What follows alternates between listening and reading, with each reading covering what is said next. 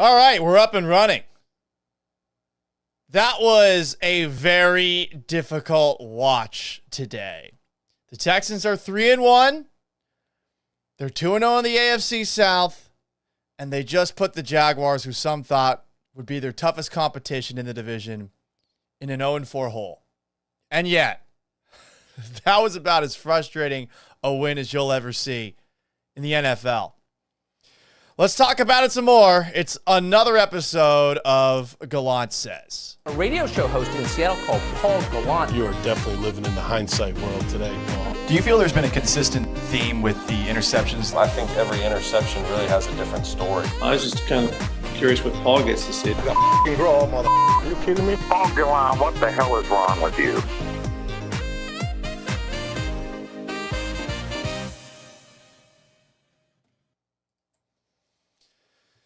$24-20.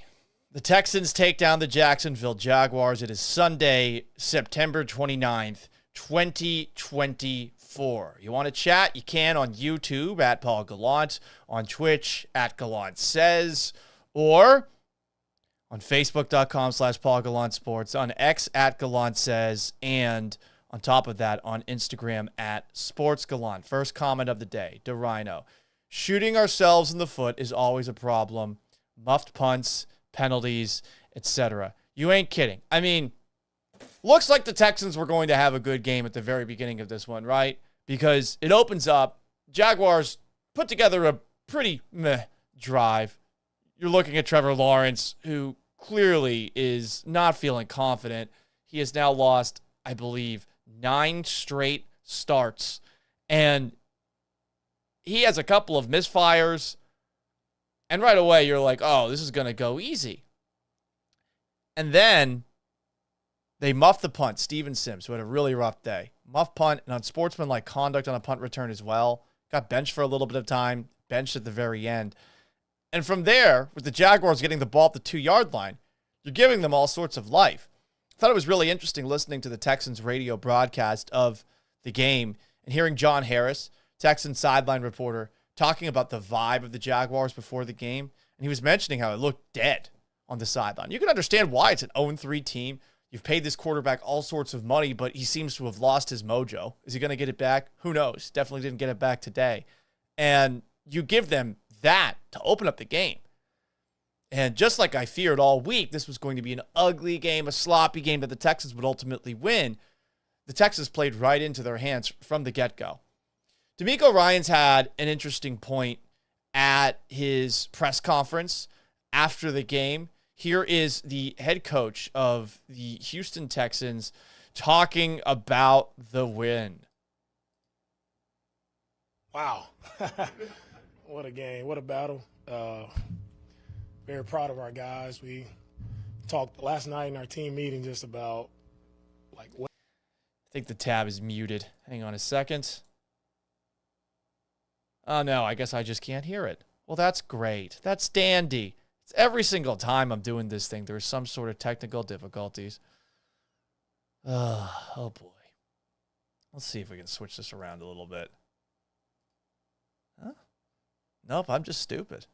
Fun times. Fun times. This is just as sloppy as the Houston Texans today. You would think that 4 games into the year that Paul would be able to figure out how to make the Gallant Says podcast live on YouTube and Twitch go off without a hitch. And while I can rhyme on the fly, I do not know how to make audio on YouTube apply.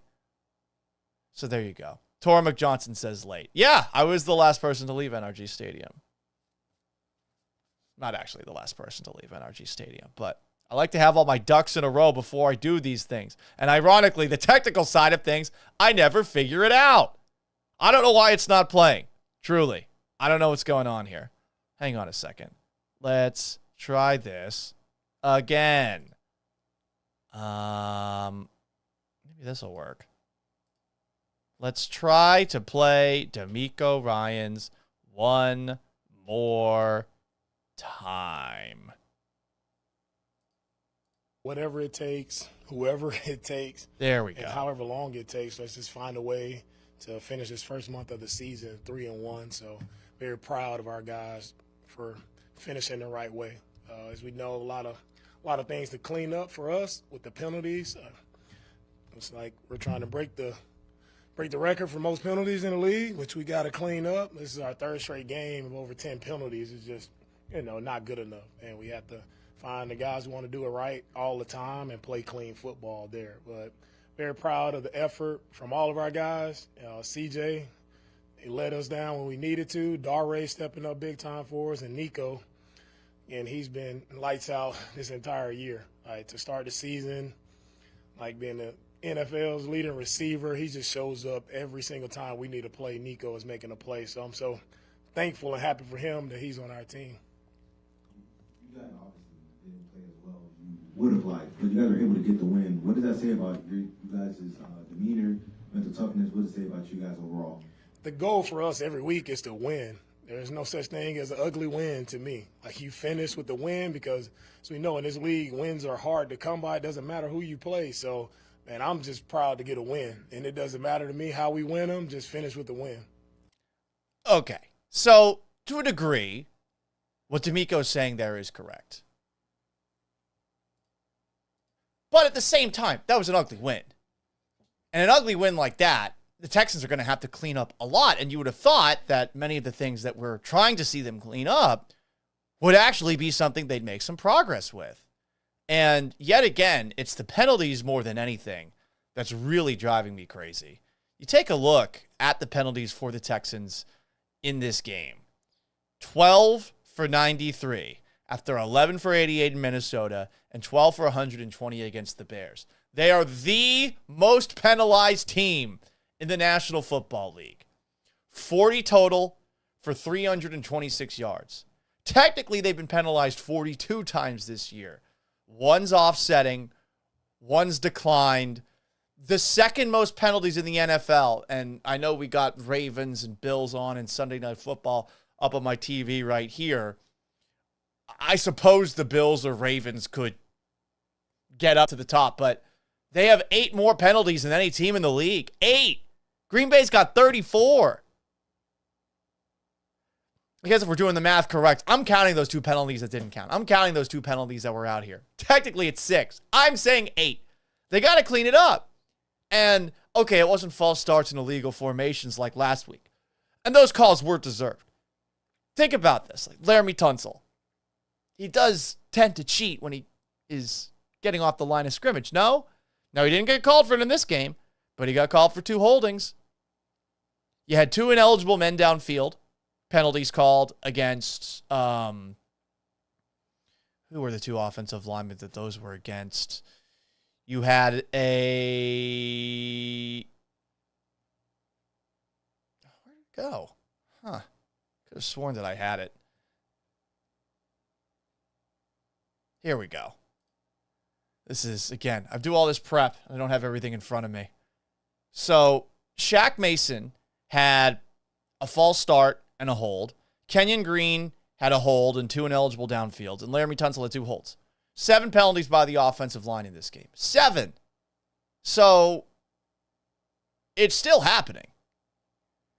And I thought it was interesting after the game hearing what Titus Howard, right tackle for the Houston Texans, had to say about the slop, the mistakes, the penalties. Here is Laramie Tunsil. Excuse me, not Laramie Tunsil. God. Titus Howard talking about that. We got to correct the stuff we need to correct. I think the main thing would be the penalties.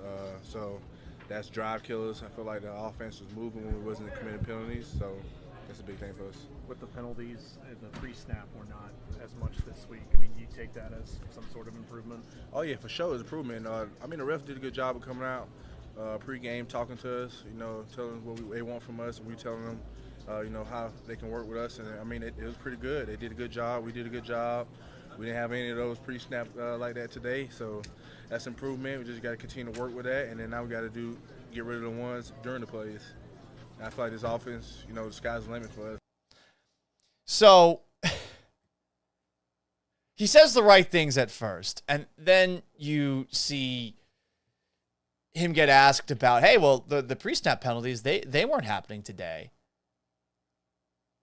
But the way that he says it, yeah, we did a better job there. I mean, one more time, the second part of that question, here is Titus Howard.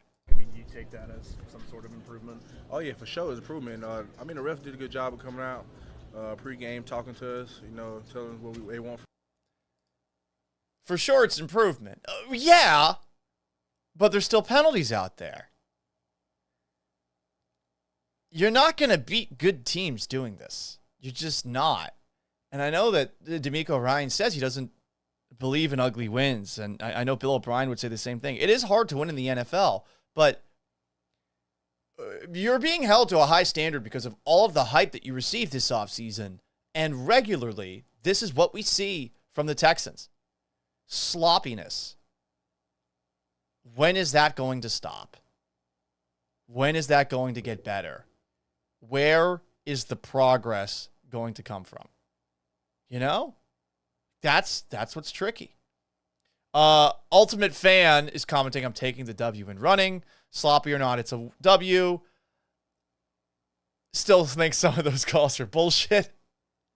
And look, I'm up in the 800 level at NRG Stadium. I can't see all of these penalties as they happen.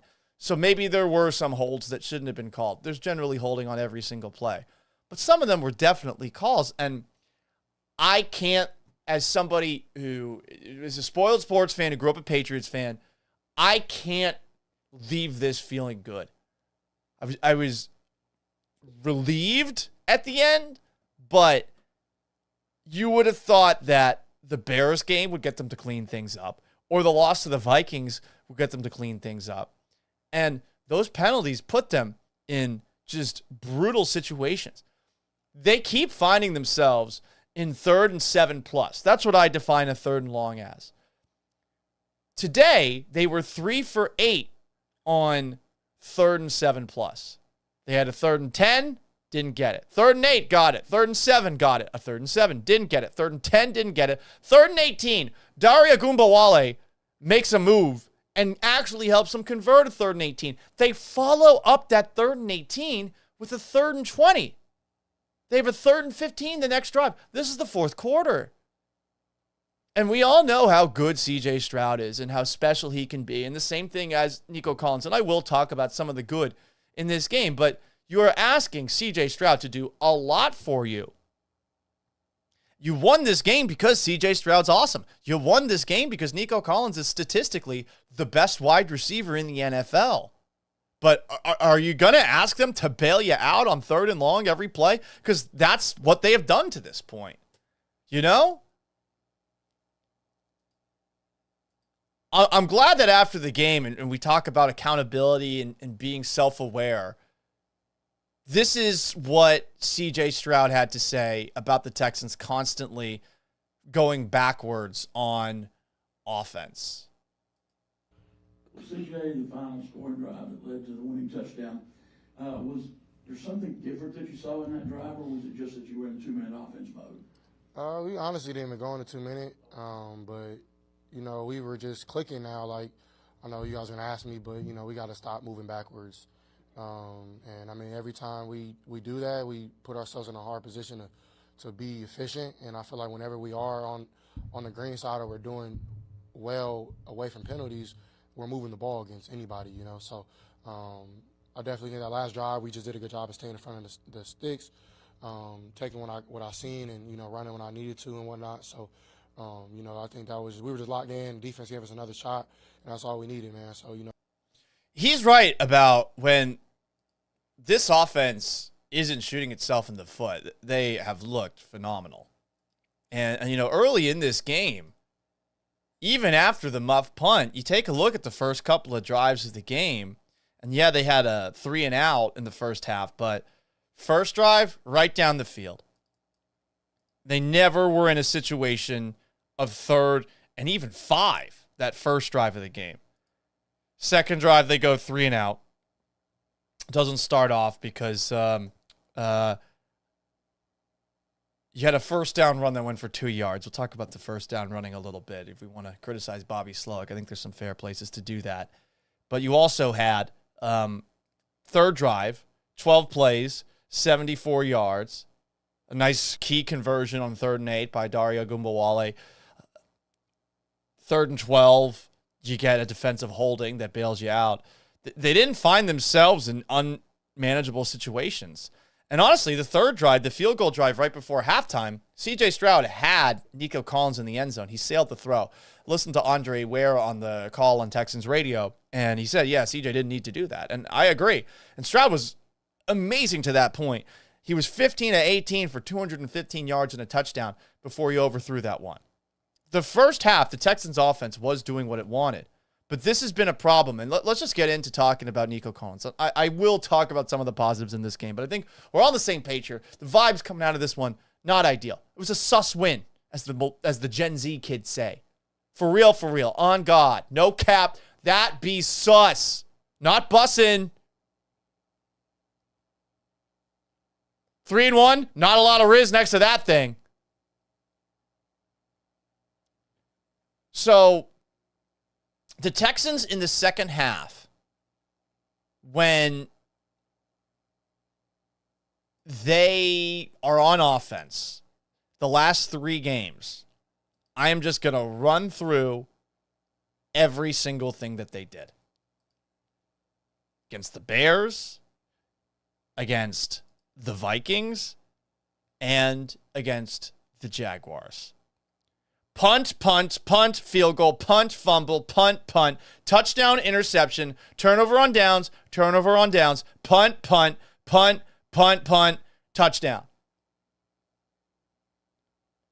Want to do the math? 11 punts, 2 turnovers on downs, 1 interception, 1 fumble, 2 touchdowns, 1 field goal. Massive discrepancy between what they are in the first half and the second half. And I think we do make a little bit too much out of the halftime adjustments that are made in the middle of games. You only have 12 minutes. It's not like you're sitting down in front of a slideshow or looking at the film and you're able to come up with something off the top of your head so quickly to bring out in the second half, you know? Second half adjustments get overstated to a degree. But for whatever reason, it seems like the Texans offense gets worse as the game goes on. And I can't figure out why that is. But it has been a thing for 3 games. And it does stand to reason that over the course of a game, a defense figures out what the Texans are maybe doing that they can take advantage of. In addition to the Texans shooting themselves in the foot with all of these penalties. So there's something going on. What it is, I truly do not know.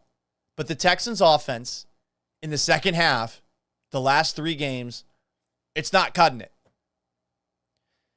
And if you want to point at Bobby Slowick, I know a lot of the nerdier football fans out there have been getting really frustrated about how often the Texans run the ball on first down.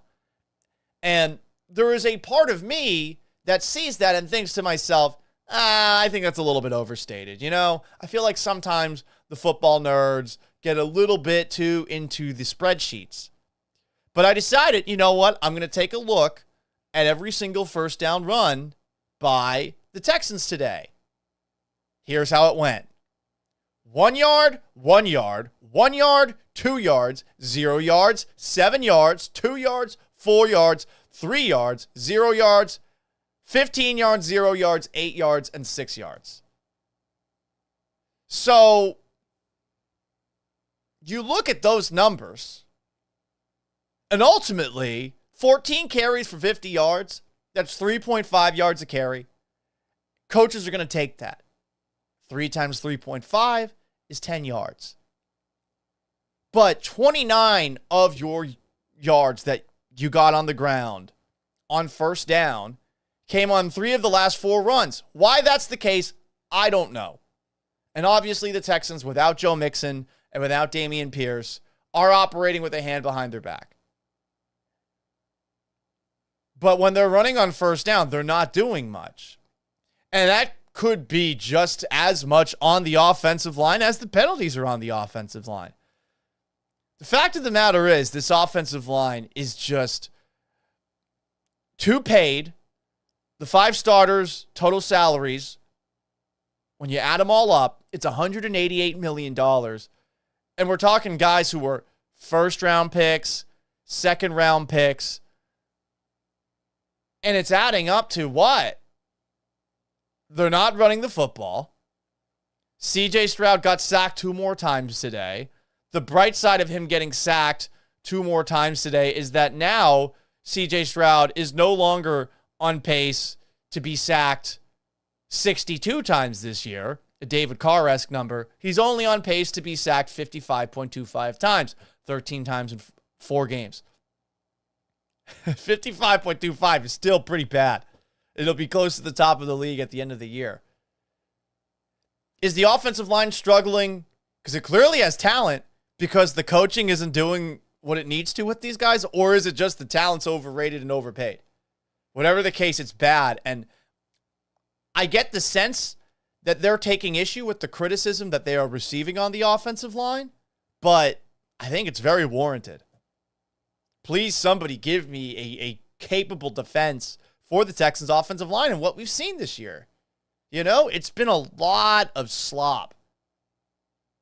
And they know it ultimately, too. They can get mad about the game maybe having a double standard and they're not calling the illegal formations and the false starts last week. Well, they should be focusing on specific teams with a guy like Larry Tunsil who's getting called for a false start every single game. Makes sense to assume, all right, he's going to get called for illegal formations and false starts, and if that's a point of emphasis, let's call it on them. Offenses get away with way too much in the league. And for the sake of fairness, and as somebody who believes defenders' lives matters too, I feel like we should be punishing guys who are on the offensive side of things too, you know?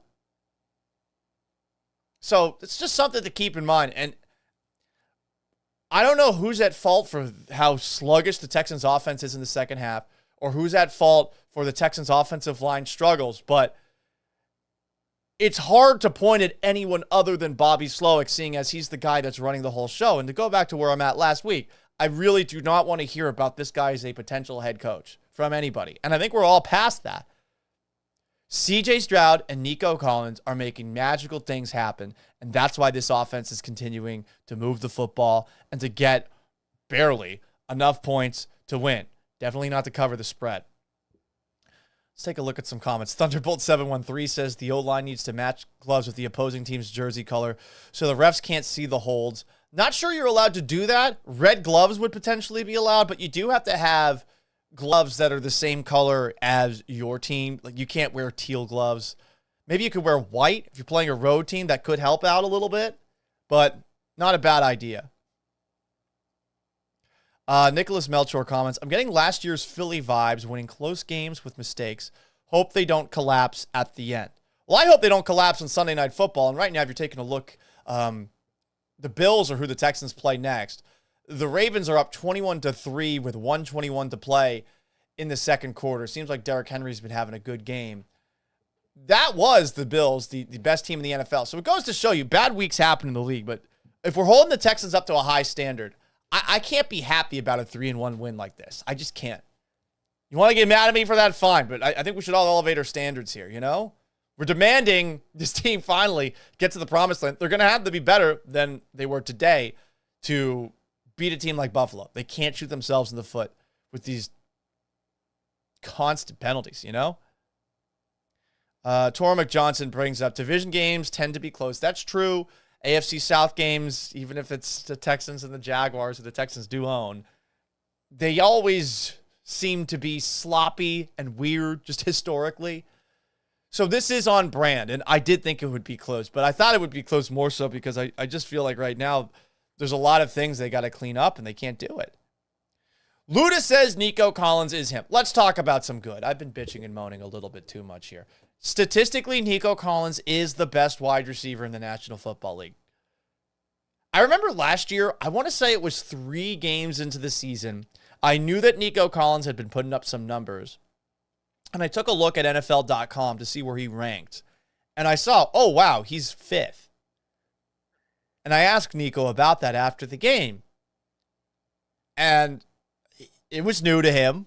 But I think now he's easing into it. It is a fucking cheat code when CJ Stroud throws the football on those deep crossers to Nico Collins. No one can stop it. He's so big. He's fast. And he seems to know the right spot to be in the middle of the defense. And that combination of these two is the Texans' offense right now. Yes, there's Stephon Diggs. Hopefully Tank Dell blows up at some point, and we've seen Joe Mixon have a good moment as well in the first game of the year. But Stroud to Collins is unstoppable. Collins is second in the NFL in receptions with 30. I think Malik Neighbors, who leads the NFL in receptions, has 38. Malik Neighbors is also in second in receiving. He's got 38 catches for 386 yards. Nico Collins, in 4 games, leads the NFL in receiving yards, and second place is 103 yards behind him. He is having an incredible start, and it's something that I think we really noticed in that game between the Texans and the Colts, where all they had was Nico Collins, and Stroud just kept finding him over and over again. He's such an unfair matchup. He has the speed to run by an entire defense. He has the wiggle to make guys miss. He has the power and size to run people over or just box people out. And I can't believe that they were able to find this guy. I mean, this is the best pick in terms of where he was taken of Nick Casario's draft picks. 3rd-round pick. And he's playing statistically like the best receiver in the NFL. He has better numbers than Justin Jefferson. Maybe Jefferson's a little scarier, but I don't know. I don't know if I could really put anybody over Nico Collins anymore. I'm impressed. I'm so happy for him. He is doing Andre Johnson-esque things. The difference is he's playing for a winner, and people are noticing. That's for sure.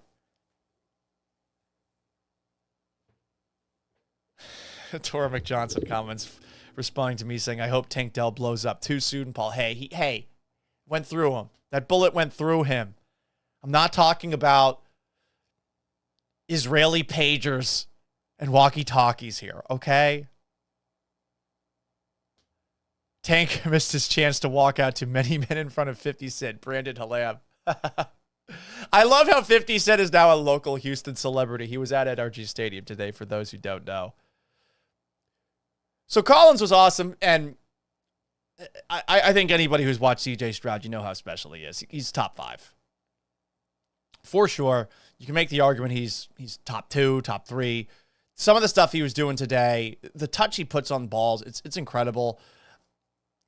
One of the throws I was most impressed by, it was funny, he came on a loss of yards. Nico Collins is lined up in the backfield with him, and he motions out to the left. There's a defender in between Collins and Stroud. He makes a honestly good read. I think it was Joshua Hines-Allen, the Jaguars' esteemed pass rusher who left the game with an injury. And I don't know how the hell he was able to lob it with just this perfect, impeccable arc over Allen Hines. And actually have it so that Collins could catch it inbounds and almost had a chance to turn upfield. I have no idea. It was just beautiful arc on the ball. And I think that's the thing with Stroud with the passes that he throws. He has such an impeccable touch. It really is one of the prettiest passes you'll ever see. And unless you see it in person, you can't really appreciate it. A buddy of mine told me that seeing it in that Sunday night football game between the Texans and Bears, that it really jumped out to him when he was there. And I'm with him. Like that's why I'm as bullish on CJ Stroud. I know some of the people that are on, watch the Gallant and George radio show on our Twitch, they're Texans haters, and they're going to have a field day tomorrow for sure. But they don't think Stroud's that good. And I don't know how anyone could feel it that way, you know? Stroud's awesome. Really is an incredible quarterback. And you should be really thankful the Texans got him. 27 of 40 for 345 yards and 2 touchdowns. And he missed a few, as pointed out by Mimi. Yeah, he did have a lot of overthrows in this game. Entering tonight's action, he's second in the NFL in passing yards with 1,054. I don't think passing yards are that big of a deal, but at a moment in the first half, he was 15 of 18 for 215 yards and a touchdown. Then he overthrew that pass to Nico Collins. He did have some overthrows in this game, though. Thankfully, Trevor Lawrence had more. Ultimately, this is what I'm grappling with after today's Texans win. A win is a win. A division win is huge. To have the Jaguars at 0-4 against the ropes, wondering what they're going to do with their head coach, Doug Pederson, who's clearly not getting enough out of Trevor Lawrence. They've lost 9 straight Trevor Lawrence starts. Can you believe Trevor Lawrence had that day that he had against the Texans? Where he was throwing some dink and dunk passes and players were doing things after the catch with it. And I remembered saying after that game that I thought that C.J. Stroud outplayed Trevor Lawrence in that game last year where Matt Amendola kicks the field goal off the crossbar and doesn't go in. And a lot of Jaguars fans got pissed off about that. They have not won a game since. They are 0-9 with Trevor Lawrence starts since then. The last Jaguars win was a C.J. Beathard start. He is overthrowing passes routinely. And this is something I noticed at Clemson. I never was that into Lawrence. I thought he had the size and the arm strength and all that crap, but I felt like he was being praised on a way where it was over the top. And everyone was just so certain he was going to work out. And you're seeing the same thing with Caleb Williams right now. As I always say with young quarterbacks, we put such unfair expectations on them. Just assume the guy's probably not the guy. And if he is, great. But you're taking quarterback early, hoping that you're cashing a lottery ticket. The Texans are very fortunate that they found one with C.J. Stroud. Clearly, the Jaguars did not find one with Trevor Lawrence, who they gave that big extension to. By my count, he had at least 6 open throws where he overthrew the ball, and 2 of them were wide open touchdown passes. He hits those 2, much like Anthony Richardson hits a couple week 1. We might be talking about a 1-3 Texans team. They are allowing big plays on the same level that they did last year, but they're going up against quarterbacks that aren't able to take advantage of it.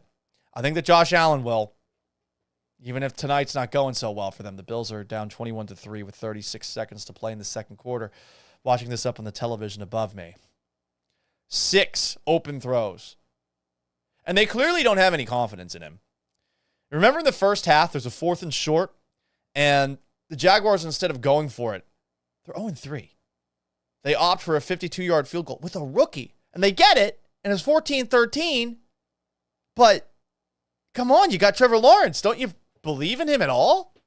Clearly you don't. If you're Doug Pederson, the head coach, if you're the offensive coordinator, I forget his name for the Jaguars, who's definitely in hot water right now, don't you want to put him back out there?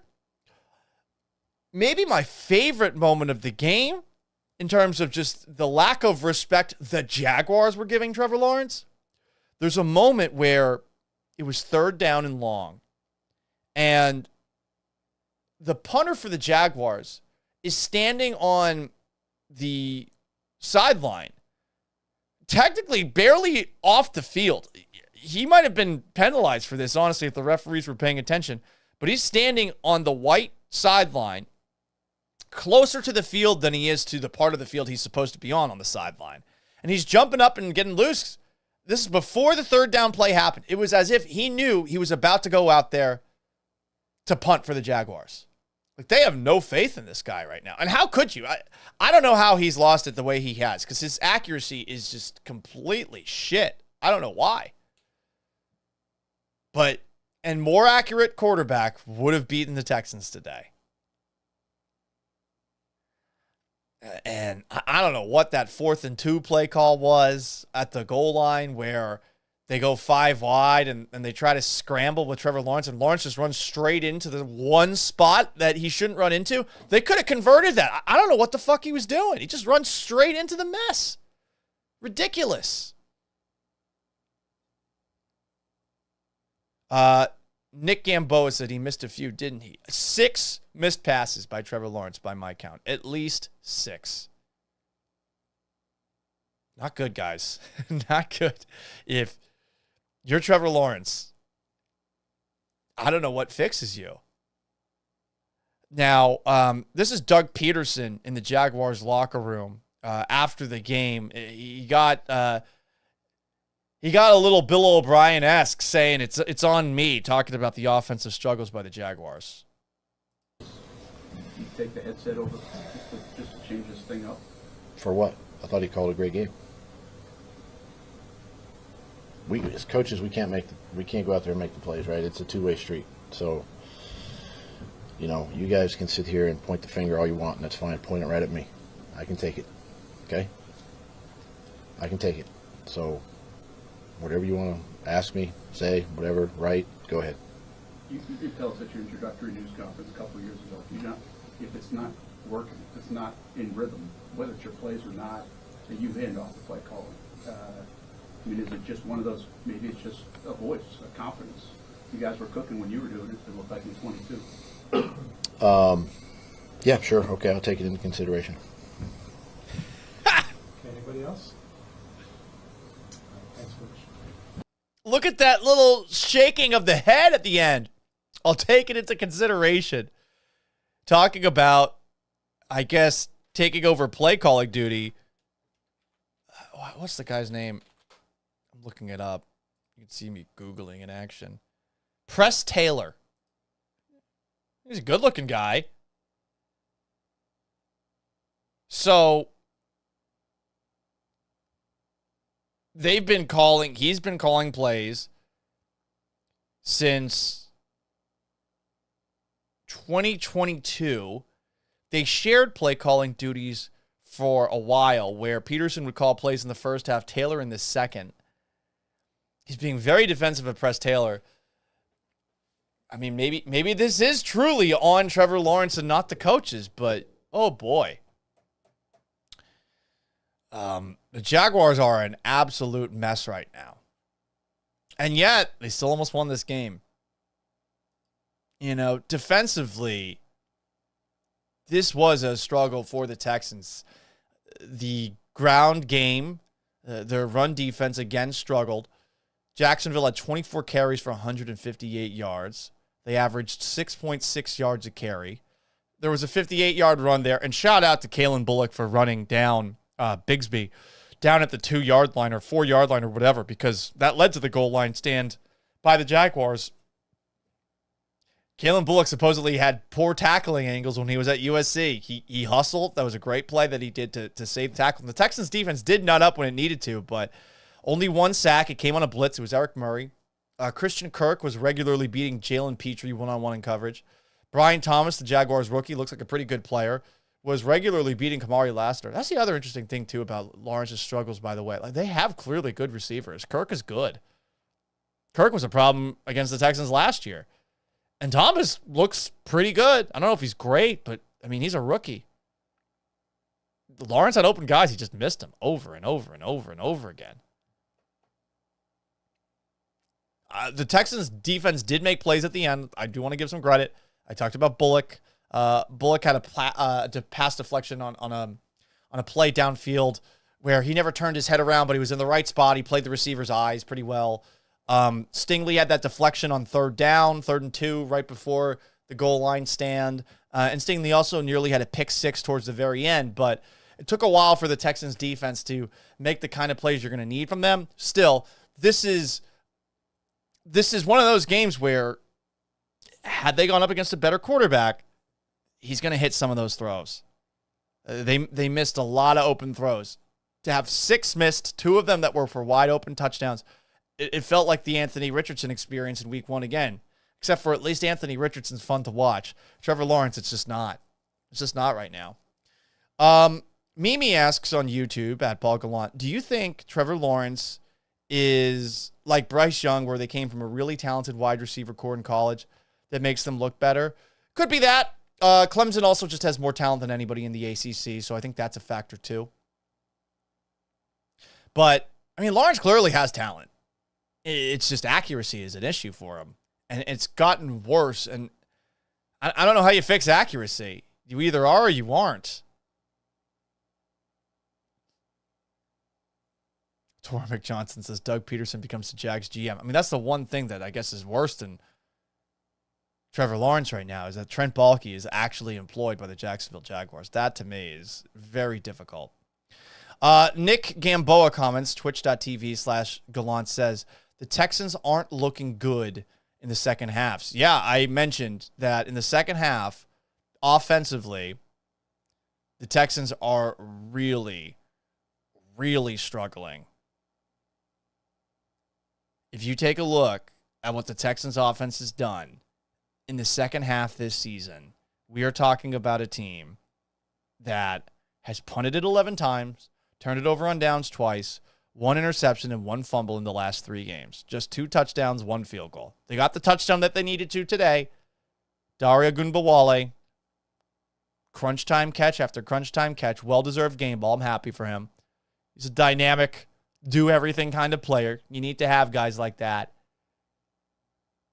But the offense has got to be better in the second half. And the offensive line has got to be better, period.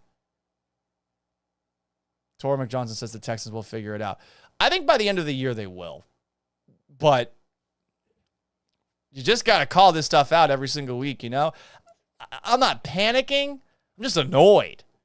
And I hope that's the sentiment I'm showing. I don't need to yell at them. I feel like they're going to figure it out. But I'm annoyed. They're better than this, clearly. At least we think. Dead Shred 9 comments on YouTube at Paul Gallant. Where is that elite offense we thought we were going to see?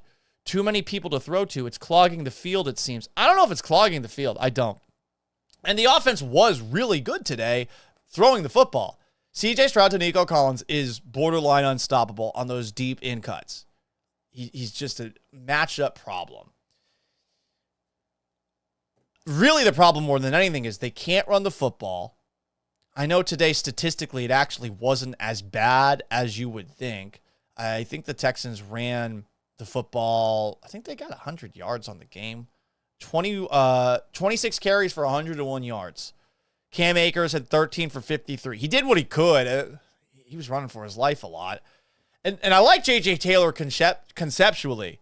J.J. Taylor has wiggle. He's quick, but oh, man, he's one of those small guys where one forearm, boom, he's just going straight down. He reminds me of me playing peewee football way back in the day when I was like 8 or 9 years old. I was the smallest kid on the team, and I was fearless, but me running to try to tackle somebody bigger than me with like my big head and my tiny little 8, 9-year-old body, essentially when I would run into anybody, I'd just go straight backwards. And then I'd hold on for dear life, hoping that the person would trip over me. That's kind of J.J. Taylor out there as a running back. It sucks to be short. You can't do anything about that. We wish him well, J.J. Taylor. I wonder if a Texan will be losing his job after this game, because one of the 12 Texans penalties for 93 yards was by Steven Sims. Oh, boy. Steven Sims, we will never forget the punt return touchdown that he had against the Baltimore Ravens in the playoffs last year. It made us think that the Texans actually had a chance at pulling off the upset in Baltimore because they weren't able to do much on offense. They were going to need some crazy things to happen to pull that game off against a team that's better than them, that's more experienced than them. But this was a bad game. Muffing the punt. Dude, stay away from the ball. If the ball is punted inside your own 10, get the fuck away from it. Just get the fuck away from it. As someone who was a backup punt returner in high school, whenever I came in, guess what I didn't do? Because I knew I couldn't catch a punt. I stayed away from it. And I would especially stay away from it inside my own 10. There was no reason for him to go over there. Texan player collided with him. Ball bounces off him. Jaguars get it at the 2. And right from the get-go, all the Texans' sloppiness shows its ugly head. What a morale killer. And that's on Sims. It's just a stupid fucking play. And it happens. You know, don't crush the guy. I feel for him. I hope he still has a job tomorrow, but I wonder if he's going to keep it. Got called for an unsportsmanlike conduct penalty on another punt. He has a speed sweep, and clearly he's not Tank Dell. He gets tackled for no gain on it. It's just not working, you know? It's one of those things the Texans did this offseason. They kept a lot of wide receivers on the roster coming out of training camp, but I don't know if they should have kept Sims. What are you really getting out of your return? No one does kickoff returns. You barely see many good punt returns these days. And Sims does have ability, no doubt about it. Like I think he actually is very good as a returner. But you can't have just a muff and an unsportsmanlike conduct. I don't know what the fuck that was for. I didn't see the replay. And we're up in the 800 level. It's hard for us to see a lot of the stuff that goes down. But, man, I imagine he will be packing his bags after this game. It's Choice713 joining us on Twitch. He thinks that Doug Pederson will be gone when the month of October ends. Yeah, I could see it being close to October, but I don't know if they're going to do it this quickly. I'm also just having a hard time believing that the Jaguars are 0-4. I don't think they're an 0-4 team in terms of their talent. I think they're better than this. But we talked about it this past week. There's already Bill Belichick to Jacksonville rumors starting. And think about it from this perspective. He's got a quarterback that supposedly has talent. Maybe he wouldn't want to work with him given how he's looked of late. There are clearly good players on this team. He goes in there, Trent Baalke's going to be gone. But more importantly than anything, Bill Belichick, like many men that are in their 40s, 50s, 60s, 70s, he's a boat guy. Big time boat guy. Jacksonville's on the water. Underrated factor with Jacksonville, who has money. They'd be able to pay him. And then Bill Belichick has to retire to Florida with his 24-year-old girlfriend. You can take thirst traps of her at the beach, and then he can go coach the Jacksonville Jaguars. Now, Trevor Lawrence might turn him off of the idea of the job, but two prominent NFL talking heads this week, Stephen Ruiz of The Ringer and Albert Breer of, I think he's Sports Illustrated still, both said that there is already buzz about Bill Belichick going to the Jacksonville Jaguars. Nick Gamboa says the broadcast didn't agree with the unsportsmanlike conduct penalty. Cebu says the unsportsmanlike on Sims was because he bumped the shoulder of a Jags player out of bounds. A very soft flag. Okay. They did pull him from the game for what it's worth, though. It's Choi continues talking about Doug Pederson potentially losing a job. I say that because the first Sunday in November, the Jags will face the Eagles. I expect the Jaguars will have an interim coach when those two teams face head to head. I think the real question, just rolling with this and wondering about Doug Pederson's future, my question is, when are the Jaguars going for their annual London games?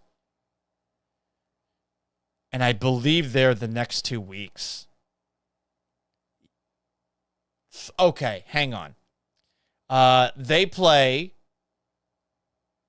October 13th, 8:30. That's a London game. October 20th, 8:30. That's a London game. Then they play the Packers, and then Sunday Night Football against the Eagles, as Choi points out. I wonder if he gets fired leaving London. It is pretty surprising that they play 2 games back-to-back in London and then they don't have their bye week then. The Jaguars' bye week is week 12, right before, guess what? They play the Houston Texans the first day of December, December 1st. That one's in Jacksonville.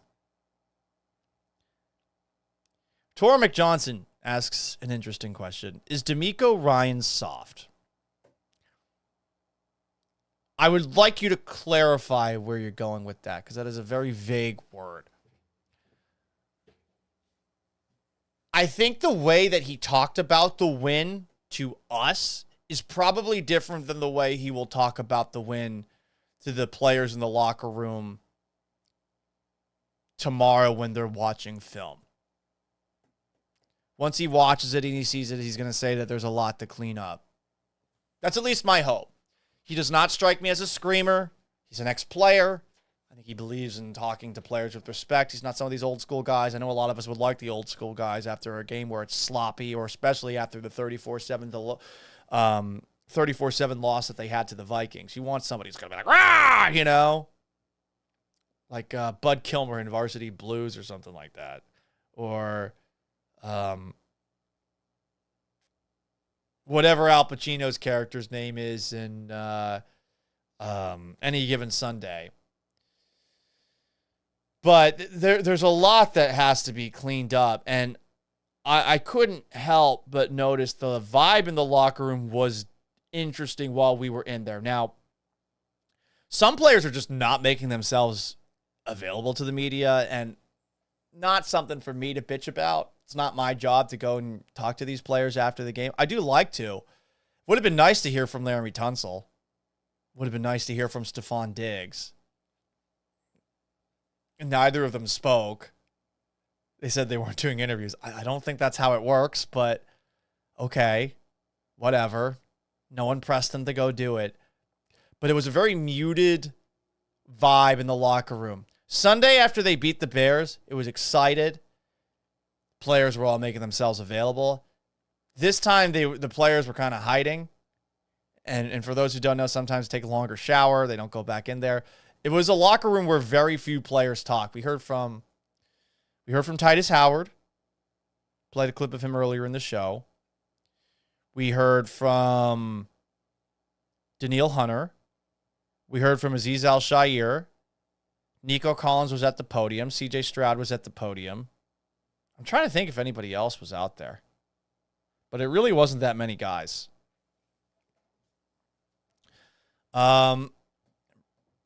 Mimi comments, how should DeMeco talk and tell his offensive line coaches? How do you fix that shit show? It's a great question. Holding is something you do when you get beat. And I think ultimately it just boils down to this. They're not as talented as they're getting paid.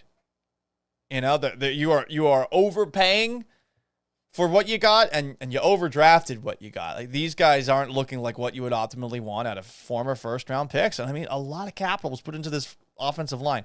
Laramie Tunsil's a former first-round pick that you traded 2 first-round picks to get. Kenyon Green's a top 15 pick. Juice Scruggs is a second-round pick. Titus Howard's a first-round pick. Shaq Mason, I think, was a third-round pick with the Patriots back in the day. And it's $188 million total. That's a ton of money being put into that offensive line. And it's just not looking good out there, you know? And I don't know what to say. I don't know what to tell you about that. It does not feel like it is about to stop anytime soon, does it? I mean, it feels like this is just going to be what they have to deal with. Poor offensive line play.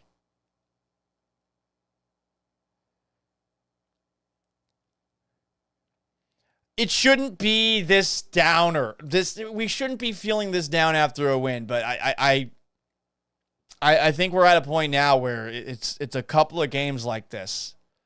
If this was the first time they'd played sloppy and won, fine, but they were sloppy and beat the Colts. Anthony Richardson hits a couple of open receivers, they lose. The Bears offense could do absolutely nothing against them. They deserve a ton of credit for their defensive performance in week 2. That was a hell of a performance. Like, they won that game fair and square, but hey, it's not like Chicago was ever really out of it. They had a chance. It just never felt like they were going to do anything. You get smoked by the Vikings, who had a pretty impressive win today, if I'm not mistaken. I don't think that they blew it. It came close, though. 31-29, the final score. But they were up 1 point, 28-0 in that game. The Packers scored 22 points in the fourth quarter. Was it ever actually to a point where they could have won? Let's take a look here. Probably not. Okay, they scored a touchdown to make it a 2-point game with about 56 seconds left. So it never really was in question. But the Vikings do look like the best team in the NFL, for what it's worth, through 4 games. So, hey, okay. I mean, that makes you feel a little bit better about it. But it's still, you're talking about the Vikings quarterback by Sam Darnold. I still don't take him seriously. I feel like there will be a reality check for them in the not-too-distant future, you know? Torrey Johnson defending the win. It was a tough win because Doug Pederson was throwing the kitchen sink to save his job. Was he? What the fuck was that 4th and 2 play call with 5 wide on the goal line? That was what they drew up? They kicked a field goal on 4th and short in the second quarter. What was that? I didn't really get the sense that this was a game that Doug Pederson was pulling out all the stops. And Press Taylor, their offensive coordinator, was pulling out all the stops. I felt like they realized their quarterback's limited, and they did what they could. Nick Gamboa says, Trevor looked like he threw an actual kitchen sink a few times. Well, he wasn't throwing ducks. He just overthrows everything. Every pass he throws, he sails it when he overthrows them. And it just happens regularly. Darnold beating Josh Allen for MVP would be funny, comments Dormick Johnson. Yes, it would. Mimi says we should be kicking the shit out of these teams. I want a style points win. We all want a style points win. I know that the NFL is not like that. All you can do is appreciate the record. But knowing this fan base, which is rather casual, understandably for now, the team doesn't have history. They start putting together wins or championships like the Houston Astros, and they will have a psychotic fan base, especially if there's some sort of scandal that pops up that makes everybody over the top defensive in a toxic way. But I think a lot of people were expecting more. And 3-1 is good. This is a hard league to win in. You're going to hear it all week. But if we're holding them to a higher standard, there's more that they got to do. If they want to beat a team like Buffalo or Baltimore, maybe less so Kansas City with all the injuries that they're dealing with, they are going to have to clean up a lot of stuff that has been routinely happening. We're a month into the year. They're 3-1, but if I'm grading that 3-1, it's a C+. It's above satisfactory because you're 3-1, but I expect more of you, so I'm kind of holding your talent against you here. Mimi says, look back at this last season, how close these games are. Yeah, if you're ever picking the Texans to cover, God be with you, but you're probably fucked. They don't cover. You just don't. I picked the Jaguars to cover here, and while at the very end, the Texans almost had a little backdoor cover with what could have been a safety or a fumble, didn't happen. But they just don't cover. I would like to see them cover eventually. Maybe it'll happen. Maybe Sunday against the Bills is when it finally happens. Ravens are giving Josh Allen a lot of problems right now, but Allen's still making shit happen. Khalif Shakir, you see all those big plays that the Bills make happen down the field. That'll happen against the Texans, I think, for sure. Skeeter 2 times says Buffalo looks mid right now. I have a friend who is a Bills fan, and I had no idea he was a Bills fan in college, and I think it's total bullshit. I really do. Where were these fuckers in college? For those who don't know, I'm a Patriots fan, meaning that I still have about like 3 to 4 years left to be the most arrogant person alive when talking about my favorite sports team, as if I was a part of the dynasty run. I'll sound like a Dallas Cowboy fan soon enough. But I'm so pissed that this friend of ours never once mentioned he was a Bills fan while we were in college. Because the Texans were fucking the Bills up. Excuse me, not the Texans. The Patriots were fucking the Bills up in college. Not a peep. Not a peep, Steve. Outrageous. And he was talking shit today. He's like, oh, your Texans not looking so good. Interesting, Toker. Love you, Steve. More comments here on YouTube. Chris G. Offensive penalties are huge issues. The defense is suspect. Our pass rush has struggled. Danielle Hunter been missing in action to start the year. Yeah, it wasn't a great game for the pass rush. And I think that we expect a little bit more out of it. The one sack that they had was because of Eric Murray. The trenches have been rather underwhelming this year, for sure. And that's not to say they can't get better. It's a long year, and you really want your team to get better as the season progresses. To bring it back to my Patriots, as I routinely do. They used to be so bad in September.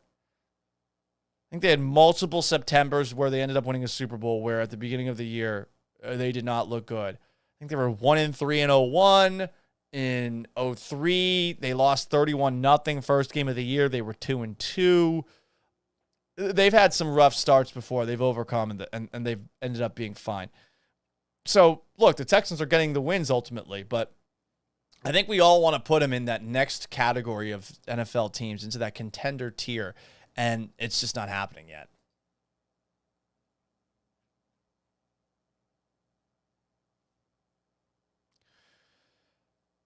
Any other thoughts that we have here on YouTube at Paul Gallant, on Twitch at Gallant Says, Instagram at Sports Gallant, Facebook.com/Paul Gallant Sports, on X at Gallant Says. If you exclude the Bears game, we have for the most part struggled to get to the quarterback.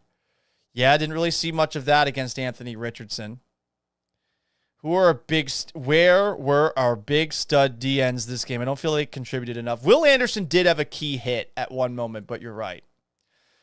A lot of things can be cleaned up for the Texans going forward. They are 3-1. They're 2-0 in the division. The Jaguars are 0-4. There's a lot of things to be happy about, and I don't want to sound like the biggest Karen talking about another win in the NFL. But they know they can do a lot better, and the schedule is going to get tougher in the near future with the Bills coming up on Sunday. Anyway, appreciate y'all joining me. If you don't know, I also host a radio show which you can hear from noon to 3 on ESPN 97.5 and 92.5. It's called Gallant and George. It has a show podcast, and you can get this show in podcast form on Apple Podcasts and on Spotify. Search for the Gallant Says podcast. If you haven't already, please leave a review. Leave a 5-star rating. Blah, blah, blah. Subscribe on YouTube. Like the video on YouTube. It helps me feed my cat. My cat who was just featured with me in a magazine. Same thing on Twitch if you're more of a Twitch person. I appreciate you guys bearing with me. Sorry it took so long to get up. Sorry for some of the mini technical difficulties that we had at the end. The more I do this, I think the less of these will happen. Plan is to do one of these tomorrow at 4. Will I actually follow through on it? I guess you'll have to stay tuned to find out. Anyway, I hope you guys have a great rest of your Sunday. So long, farewell,